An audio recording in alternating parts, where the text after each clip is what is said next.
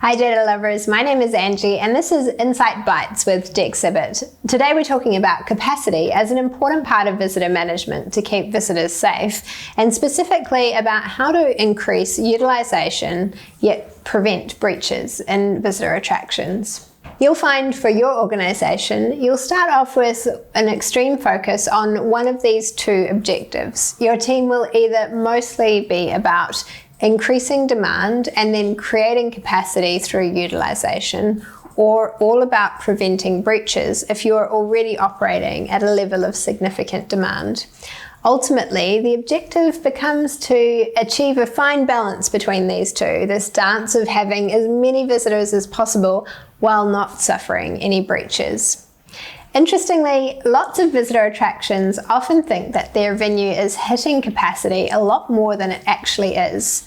This is usually because their capacity is only fully utilized for a small window each day, or because tickets are sold out, but this doesn't necessarily mean that all those visitors are showing up at the right time and in a way that's optimized for, say, diversity versus revenue.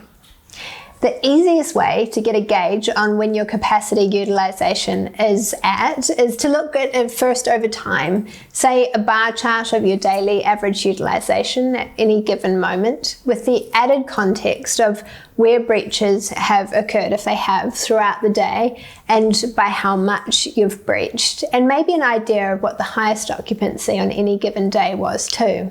This gives us a really comprehensive idea of how significant that utilization is on average and at its best, and then how significant that breach level is, and then from there, what we need to do about it. What you might find is that the venue itself as a whole is doing okay, but then you may have a particular space within it that's acting as a pinch point. And if that's the case, unless you can reconfigure the visitor experience or flip how your capacity managed to be internally focused, it's likely that pinch point will always have a limiting factor on how far you can push the capacity of overall visitation. Another great way to look at this data is to check it by days of the week, or by hours of the day and by various days of the week. You might find that certain patterns emerge that you can either balance demand for or manage in a different way. These sorts of tactics can include things like holding back a percentage of timed passes in favour of letting in walk-ups, or issuing additional passes with the assumption of some visitors not showing up, or encouraging or even incentivizing visitors at alternative times.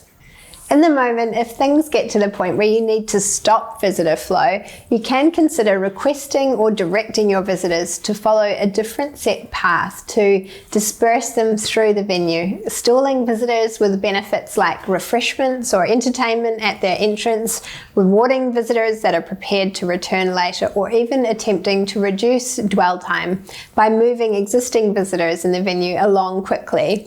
Lots of options before you get to the point of actively having to force visitors to turn away.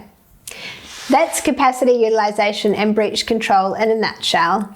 If you and your team would benefit from capacity insights to help keep your visitors safe and happy, talk to us about Dexibit's forecasts, insights, dashboards and reports, including for capacity management.